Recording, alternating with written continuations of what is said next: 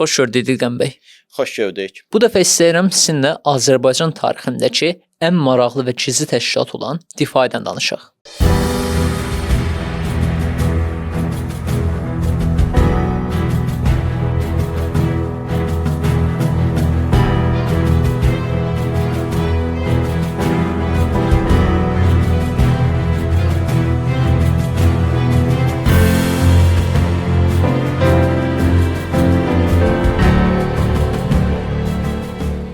İlk sualım belədir. Difai necə quruldu? Əhməd bəy Ağaoğlunun rolu nə idi? Difai firqəsinin qurulması ötən əsrin əvvəllərində Cənubi Qafqazda baş verən anarxik bir vəziyyətdən sonra ortaya çıxmışdı. Çünki 1903-cü ildə Rusiya Yaponiyaya məğlub oldu və bunun ardınca 1905-ci ildə artıq Rusiyada xalqlara tədricən müəyyən güzəştlər verilməyə başlandı və nəticədə istər Cənubi Qafqazdan, istər digər müsəlman bölgələrindən deputatlar Dumada təmsil olunmağa başladılar. Eləcə də siyasi qəzetlər nəşr olunmağa başladı. Yəni Qafqaza müəyyən bir azadlıq ab-havası yaranmışdı və bunun qarşısını almaq üçün, bu hərəkatın güclənməsinin qarşısını almaq üçün Rusiyanın birbaşa özünün həyata keçirdiyi plan əsasında Cənubi Qafqazda tarixdə erməni-müsəlman davası kimi keçən hadisələr baş verdi.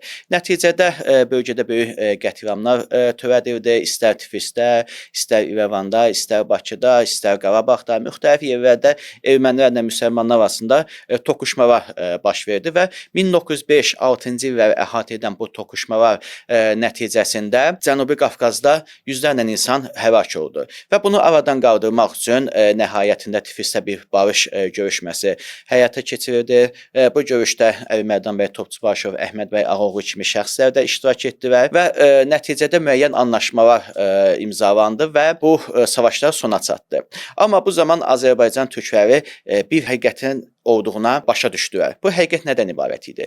Cənubi Qafqazda bu hadisələrə qədər ermənilər sistemli şəkildə örgütlənmişdilər. Hələ onlar 19-cu əsrin sonlarından etibarən partiyalar qurmuşdular, müəyyən şəkildə təşkilatlanmışdılar. Üstəlik bu ermənilərin qurduqları partiyalar sırf siyasi partiya deyildi. Yəni bunlar həm də Daşnak olsun, Hınçaq olsun, həm də bunlar bir növ həqiqi mənada terror təşkilatı idi. Yəni onlar müsəlmanlara qətlə yetirir, Azərbaycan kəndlərini məhv edir və yaxud da ki, bu və ya digər şəkildə müxtəlif hadisələr törədirdilər. Məhz 1905-6 hadisələr göstərdi ki, Cənubi Qafqazda yaşayan türklərin, yəni Azərbaycanlıların müəyyən bir gücə çevrilməsinə ehtiyac var. Bu gücdə mütləq silahlı güc olmalı idi. Nəticədə istər Bakıdakı, istər Gəncədəki Azərbaycan tanınmış siyasi xadimləri, bunlar arasında dönəmin böyük ailələri var idi. Rəfi Bəyovlar olsun, Xas Məmmədlilər, Yusif Bəylilər, eləcə də Ağaoğlular, eləcə də Bakıdakı digər şəxslər onların dəstəyi ilə bir difai firqəsi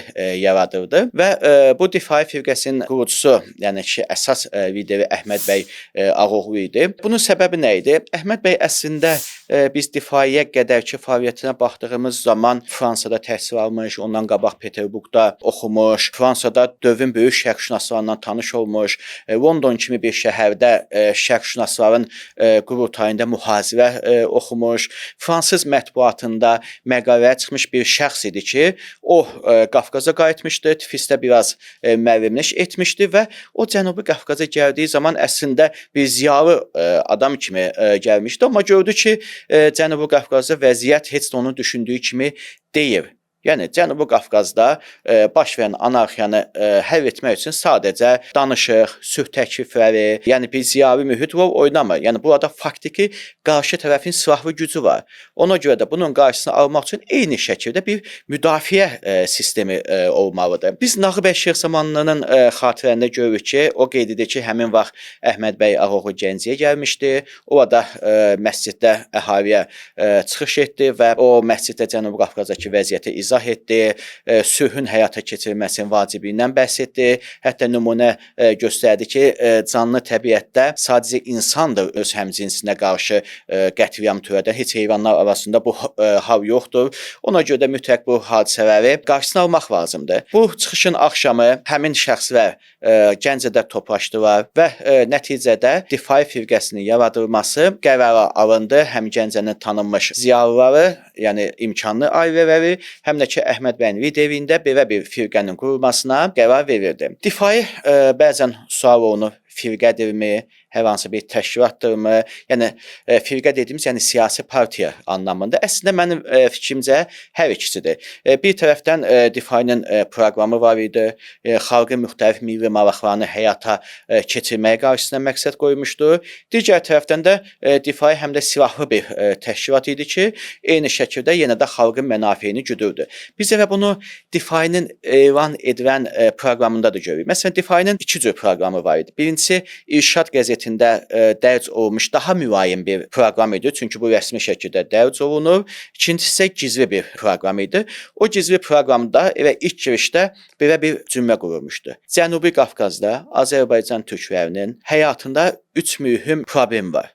Bu problemlərdən biri erməni-müsəlman toqquşmasından sonra yaranan problemlərdir. İkincisi xalqın cəhalətidir. Üçüncüsü isə Cənubi Qafqazdakı sosial-mədəni tənəzzürdür. Hər üçündə də əslində Difai haqlı idi. Yəni birincisində 1905-6 hadisələr baş vermişdi, ölkədə qətliamlar törədilmişdi, şəhərlərdə vəziyyət xarabazara çevrilmişdi.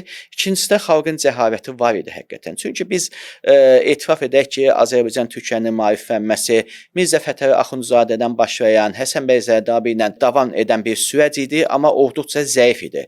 Yəni 1905-ci ildə, 6-cı ildə bizim yəni əhalinin elmi, ziyalı mühit çox zəif idi və buna görə də Difai bir tərəfdən bunun həll edilməsini qarşısına məqsəd qoymuşdu və biz görəcəyik ki, bu yolda Difai-nin etdiyi nələr idi. Difai bu sahədə məktəblər açmağa başladı, qızların təhsil almalarla cəhdlər göstərdi, bunu həyata keçirdi. Eyni zamanda Hacı Zeynalabdin Tağıyevin özü Əhməd bəyi Azərbaycanda, Cənubi Qafqazda, eləcə də Dağıstana qədər səyahətə göndərdi. Əhməd bəy orada müxtəlif işlər gördü. Üçüncü sosial mədəni tənəzzül nə idi?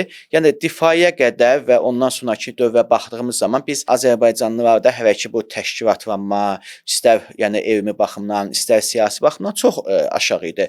Amma Difai-dan sonra tədricən görürük ki, Azərbaycanda müxtəlif cəmiyyətlər quruldu. Səfa cəmiyyəti olsun, Nicat olsun, daha çox bu xeyriyyə cəmiyyətlərin inkişafının özü olsun. Yəni biz artıq tədricən 1905-ci ildən sonra yüksəlişə başladıq ki, bu nəticədə cümhuriyyətlə nəticələndi. Əslində biz bu pəncərədən baxdığımız zaman 1905-6-cı il erməni-müsəlman toqquşması əslində Azərbaycan türklərinin inkişafına bir növ təkan da verdi. Çünki Azərbaycanlılar gördü ki, yəni elm olmazsa, silahlı güc olmazsa, təşkilatlanma olmazsa, Cənubi Qafqazda Azərbaycan əhalisinin vəziyyəti olduqca pis olacaq. Evet, Difai-nin proqramında bu var idi. O açıq şəkildə Difai-nin proqramında yazılıb ki, Rus generallarının dəstəyi ilə erməni və Cənubi Qafqazı muxtariyyət əldə etmək istəyirlər, güclənirlər, müsəlmanların buradan sürgün edilməsini istəyirlər. Əslində sürgün planı da var idi. Difai, məsələn, Əhməd bəy Ağoğlu bilirdi ki, ermənilər davamlı şəkildə güya Bakıdakı neft sənayesinə müsəlmanlar mane olur iddiası ilə ermənilər davamlı mərkəzə yazırdılar ki, Azərbaycan kəndləri buradan çıxarılmalıdır. Yəni əhali köçürülməlidir. Əhməd bəy şəxsən özü Peterburqa gedərək orada məqalə yazaraq erməni-müsəlman məsələsinin iç üzünü açıq şəkildə mərkəz mətbuatında göstərərək bu sürgünün qarşısını almışdı. Bu baxımdan əslində Difai firqəsində bir çox dönəmin dəyərli şəxsiyyətləri olsa da, amma əsas şəxs məhz Əhməd bəy Ağoğlu idi ki, o bir tərəfdən öz intellektual gücü ilə, digər tərəfdən təşkilatlanma bacarığı ilə bu prosesi uğurla idarə etmişdi və mənim fikrimcə də əslində Azərbaycanın yəni ki, cümhuriyyətə qədər gedən yoldakı yüksəlişinin səbəbi məhz Difai firqəsinin təşəkkürü idi. Bilirik ki, Difai həyata keçirdiyi əməliyyatlardan sonra möhürlü sənəd də qoyulmuş ki, hadisəni biz törətmişik. O möhrün taleyi necə oldu? Əlbəttə ki, hər bir təşkilat həyata keçirdiyi bir əməliyyatdan sonra öz imzasını atmalı idi. Burada bir məsələyə mütləq diqqət edək. Difai-nin əməliyyatında, yəni həyata keçirmə formasında bu gün terror adlana biləcək bir hadisə var. O zamanlar mətnlərdə də yəni bu ifadə işlənirdi, amma burada bir məsələyə xüsusi diqqət edək ki, bugünkü anlamda terror demək daha çox günahsız insanlara qarşı edilən hadisələrdir və yaxud da ki, insanların üzərlərinə bomba bağlayıb hər hansı bir yer partlatması ilə bağlıdır və ya bu və ya digər şəkildə. Amma Defy-nin həyata keçirdiyi terror məsələsi əslində mən daha çox anti-terror kimi ifadə edirəm. Çünki Defy kimləri qətrə yetirmişdi? O, Azərbaycan türklərinə zülm edən çar canişinlərini, onların müavinlərini və eləcə də ümumiyyətlə Azərbaycanlılara qarşı hər hansı bir pislik etmiş, cinayət törətmiş şəxsləri aradan götürmüşdü ki, məsələn, baxsaq ki, Tiflisdə çar canişini Qaraşapovdur, onun dəftərxana müdiri Kreşinskidir. Eləcə də Naxçıvanda da bir rus məmurunu qətrə yetirmişdi və bunun izahını da vermişdi. Yəni Defy əvvəlcə həmin şəxsin kimliyini, yəni öz aralarında müəyyən edirdilər ki, bu şəxs kimdir? Məsələn, general Qaraşapov iddiaya görə, yəni Defy-nin dediyinə görə erməni-türk, yəni ki, bu erməni-müsəlman hadisələri dönəmində öz qoşunundakı erməni əsgərlərə mülki paltar geyindirmişdi və bunu xalqın arasına salmışdı və onlar, yəni peşəkar bu əsgərlər Azərbaycan xalqına qarşı cinayət törətmişdilər. Və ona görə də bu fitnənin səbəbkarı kimi bu general aradan götürülməli idi. Və buna görə də bir sui-qəsdçi seçirdilər, ona müəyyən məbləğdə pul da ödəyirdilər və o Tiflisə getmiş, ona atəş açmış, ölümcül yaralamış, Kreşinski isə öldürmüşdülər. Eyni şəkildə də Naxçıvanda bir rus məmuru öldürmüşdülər. Yəni bu baxımdan bu məsələ sırf biz Azərbaycan xalqının cinayətkarlarının ortadan qaldırılmasının antiterror əməliyyatı kimi baxmalıyıq. Və Defy bunu özünün həyata keçirdiyi mütləq bildirməlidir. Çünki bunu bildirməsə bu hər hansı bir sui-qəsd hadisəsi olacaqdır. Amma orada Defy-nin möhür imzası olanda bunu göstərəcəkdir ki, bunu Azərbaycan türkləri ediblər. Ona görə də çar məmurları məcbur qalıb Azərbaycanlılara qarşı olan öz münasibətlərini dəyişəcəkdir. Və Defy-nin möhürü haqqında indiyə qədər müxtəlif fikirlər var idi. Yəni orada qalxanın olması bəlli idi, amma ortadakı ulduzu bəzən 5 güşə şəklində çəkirdilər, bəzən 8 güşə şəklində çəkirdilər. Amma mənim özüm Osmanlı arxivindən Defy-nin məhz möhürlü sənədlərindən birini əldə etmişdim. Orada Naxçıvandakı bir hadisə ilə bağlı idi və sənəddə bir hissəsi Azərbaycan dilində əski əlifbada, digər hissəsi rus dilində idi. Yəni eyni mətn idi. Altında isə Defy-nin möhrü verilmişdi. Bu möhürdə biz qalxanı və 6 güşəli ulduzu, eləcə də əski əlifbada Defy sözünün yazıldığını görürük. 6 güşəli ulduz güc rəmzi idi. Qədim türklərdə də var idi, hətta bəzi türk bəyliklərinin bayrağında da var idi, bəzi türk məzarlarında da vardır. Yəni bu qədimdə gücü simvolizə edən bir hadisə idi. Eləcə də bu sonralar hətta son dövrlərə qədər Bakıda bir sıra tarixi binaların üzərində də var idi. Bəzən buna Davud ulduzlar deyirlər, yəni bu gün yəhudilər də istifadə edir, amma Defy-dəki, yəni ki o 6 güşəli ulduz sırf türklərin bir simvolu idi ki, qədimdən gələn, çünki Defy gücü təmsil edirdi. Ona görə də möhürdə mütləq qalxan, ay və 6 güşəli ulduzun olması çox təbii idi. Və bu möhürlü sənəd bəzən hər hansı bir redaksiyaya göndərilirdi, bəzən divarlara yapışdırılırdı ki, artıq yəni bunun Defy-nin özünün həyata keçirdiyi bilinsin. Defy-nin fəaliyyəti biz baxdığımızda 1906-9-cu illəri daha çox əhatə edibdir və o vaxta qədər heç bir Defy üzvü aşkarlanmadığına görə möhürün də kimdə olması bəlli olmurdu. Amma nəhayətində artıq rus məmurlar bunun izinə düşmüşdülər. Nağabəy Şeyxsamanlının xatirələrinə görə Defy-nin möhürü Defy üzvlərinin birində saxlanılırdı Mirzə Məhəmməddə və o bir çıxışında demişdi ki, bu möhür əbədi qalacaq və Azərbaycan müstəqil olduğunda orada müstəqil Azərbaycanın muzeyində saxlanılacaqdır və həqiqətən də Cümhuriyyət dönəmində Azərbaycanda ilk dəfə olaraq İstiqlal Muzeyi yaradıldı, amma təəssüf ki, Defy-nin möhürü oraya düşmədi. Niyə? Bir dəfə bu Mirzə Məhəmmədin evində axtarış aparırdı və Defy-nin möhürü ələ keçirirdi, amma o zaman Cənubi Qafqazda olan bir rus mühəndis, o sosial inqilabçı camiəyə məxsus idi, o da rus məmuru idi, amma o sosial demokrat olduğuna görə Defy-nin ideyalarına da hörmət edirdi və o bu möhürü qorunmasına, Rusların əlinə keçməməsinə səbəb oldu. O nə etdi?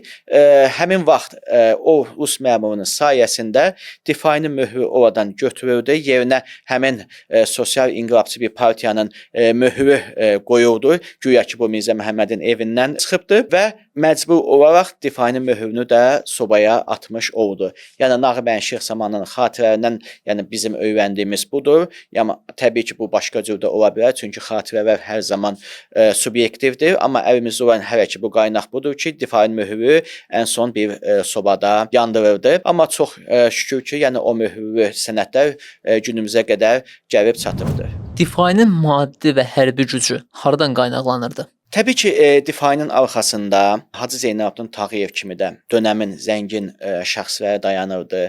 Hətta Rus məmurlarının difai haqqında topladığı bilgilər arasında bu fakt açıq şəkildə qeyd olunubdur. Amma görünür ki, əvvəlindəki sübut yetərli dərəcədə olmadığına görə, həm də ki, Hacının o dönəmdəki prestiji, gücü nəticəsində ona hər hansı bir şey edilə bilməyibdir. İkincisi, difainin özünün maliyyələşdirmə kimi bir sistemi var idi. Çünki difai əslində bir növ Azərbaycan xalqını özündə idarə etmək funksiyasını üzərinə götürmüşdü. Məsələn, difaidə iyanələr var idi, eyni zamanda məhkəmələrdən pul qazanırdı. Yəni bu məhkəmələr nədən ibarət idi? Yəni difai faktiki Çar hökumətinin eləcə də bəzi yerli məhkəmələri saymırdı. Özünün cəzalandırma sistemi var idi. Yəni əhali arasında olan hər hansı bir qarşıdurmanı həll etdiyi zaman qarşı tərəfə cəza kəsirdi və oradan toplanan maliyyə qaynağını da öz işlərinə xərcləyirdi. Öz işləri də nələr idi? Bayaq qeyd etdiyimiz kimi, əgər bir sürgətçi tutulursa ona ödəniş edilirdi, onun yol xərci, digər xərcləri. İkincisi, difainin müəyyən təhsillə bağlı işləri var idi ki, onlara xərclənirdi və təbii ki, difainin özünün də saxladığı müəyyən, yəni dəstələr var idi ki, bunların bəzi bölgədə sayı 50 nəfər olsun, bəzi bölgədə 100 nəfər olsun. Bu şəkildə onları da maliyyələşdirirdi. Və difainin hərbi qanadına gəldiyimizdə əslində bunu müəyyən qədər kiçik hərbi dəstələr də adlandırmaq mümkündür.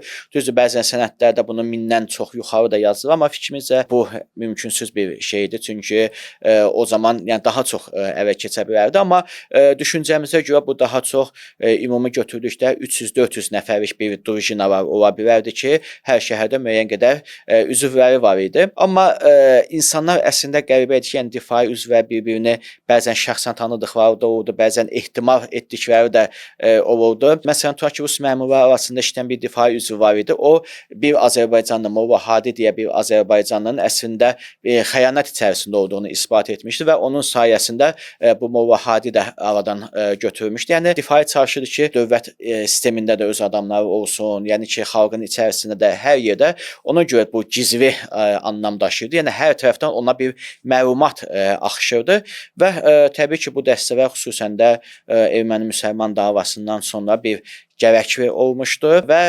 gələcəkdə bu dəstələr istər 1-ci Dünya müharibəsində müsəlman diviziyasının təşkilində, istərsə də gələcəkdə Cümhuriyyət ordusunun təşkilində də yer aldı. Difainin Qarabağdakı fəaliyyəti daha güclü olub. Oradakı şöbənin özəlliyi nə idi? Difai təbii ki, ən güclü Qarabağda olmalı idi. Çünki Türkmən-Çay müqaviləsindən sonra Qarabağa, İrəvana, Zəngəzura, Naxçıvana ermənilər köçürmüşdü və ermənilərin ən çox qətliam fəaliyyəti, Azərbaycan xalqına qarşı olan düşmən fəaliyyəti bu bölgədə idi və xüsusən də Şuşa şəhərində və ətrafında qarşıdurmalar yaşanırdı. Ona görə də difai ən çox burada örgütlənmişdi və Mərkəz Komitə Bakıda idi, Gəncədə komitələr vardı. Yəni difainin şöbələri komitə adlanırdı və Qarabağdakı komitənin həm də funksiyasını Qarabağ Milli Birlik Məclisi həyata keçirirdi və bu Milli Birlik Məclisinin sədri Kərim bəy Mehmandarov idi, doktor.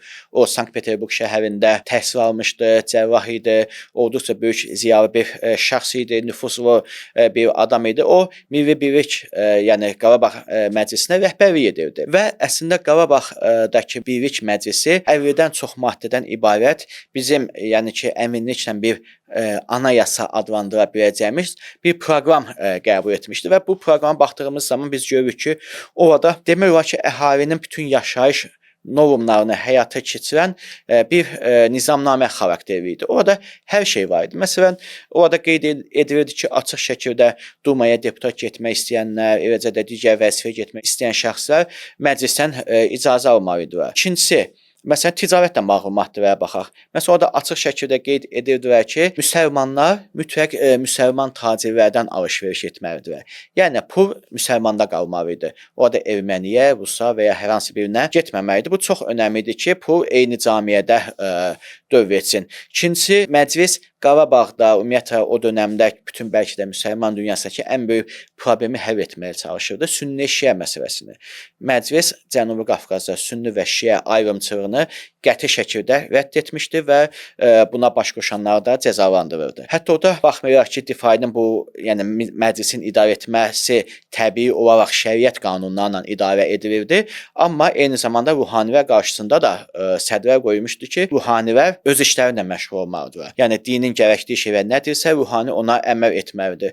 Məsələn, niyə xalqın bütün yaşayış normalarına biz diqqət çəkirik? Çünki Difay məsələn yas məsələsinə də qarışıbdı ki, məsələn, yas mərasimi tutaq ki, 7 gündən artıq olmamalıdır. Yəni bir ailə bundan artıq vaxt sərf etməməlidir. Yəni bütün bu təhsillə bağlı olsun, digər işlərlə bağlı olsun, məclis geniş şəkildə proqram qəbul etmişdi ki, bu da çox önəmli idi ki, əslində faktiki özünü idarə etmə aparatı yaratmışdı və buna görə də Qarabağdakı vəziyyət yəni olduqca güclü idi ki, bu baxımdan əslində biz Difayın fəaliyyətinə baxsaq, Difay Bakı, Şuşa, Gəncə üzərində daha sıx təşkilatlanmışdı. Əhməd bəy sonradan Difayını yada salıbmı? Əslində Difayın tədqiqatçılarını ən çox düşündürən suallardan biri bu idi ki, axı Əhməd bəy niyə xatirələrində, sonrakı dövrdə məqalələrində Difay ilə bağlı hadisələri qeyd etməyibdi? Bu biraz təbii qarşılanmalıdır. Əhməd bəy elə məhz biraz da Difaydakı fəaliyyətindən dolayı 1909-cu ildə Azərbaycanı tərk etdi, Osmanlıya getdi. Orada məktəblərdə müfəttiş işlədi, millət vəkili oldu və nəhayət 1918-ci ildə Qafqaz İslam ordusunun siyasi müşaviri olaraq Azərbaycana gəldi. Amma bizim əlimizdə bir maraqlı sənəd var. 1915-ci ilə aid dönəmin tanınmış Azərbaycanlılarından biri Əmir Aslan xan Xoyski Türkiyə ərazisindən keçdiyi zaman özünü Difay firqəsinin mənsubu kimi tanıtmışdı və hökumət də bunu Əhməd bəy Ağaoğluya sorğu göndərmişdi. Demək ki, Osmanlı hökuməti bunun Difayın qurucusunun Əhməd bəy olduğunu bilirdi. Ona görə də bir özünü Difay firqəsinin üzvü dediyi zaman məhz ondan soruşmuşdu. Əhməd bəy də buna cavab olaraq yazmışdı ki, mən bu şəxsi tanıyıram. Əgər həqiqətən də həmin şəxsdirsə, doğru deyir, amma mən Difay firqəsinin hələ də yaşadığını düşünmürəm kimi bir ifadə işlətmiş. Yəni çünki Əhməd bəy 1909-cu ildə ayrılmışdı, artıq Difayı səngimişdi. 1915-ci ildən söhbət gedirdi. Amma bu sənəd özlüyündə əminliklə göstərir ki, Əhməd bəy Difayının qurucusu idi. Hətta 1917-18-ci illərdə ingilislər hazırladığı bir raportda Əhməd bəy haqqında maraqlı bir fikir var ki, onu daha çox Qarabağdakı hadisələrin, yəni erməni dırnaqarası qırğınların günahkarı kimi təqdim etmişdilər. Yəni ki, görünür ki, ingilislərə də bu hesabatı ermənilər veribdi. Yəni ki, ingilislər də Əhməd bəyin, yəni o dövrdə Qarabağda bir rol oynadığını bilirdilər. Ən əsası Əhməd bəy ömrünün sonlarına yaxın ensiklopediya üçün özünün bioqrafiyasını yazmışdı. O vəfatından sonra Cümhuriyyət qəzetinə nəşr edirdi və orada Əhməd bəy həmin illərdə Fədai adında, yəni bu Difaydan əvvəlki və yaxud ki, onun bir fərqli adı kimi bir təşkilat qurduğunu, ermənilərlə yəni mübarizə əsnasında rol oynadığını qeyd etmişdi.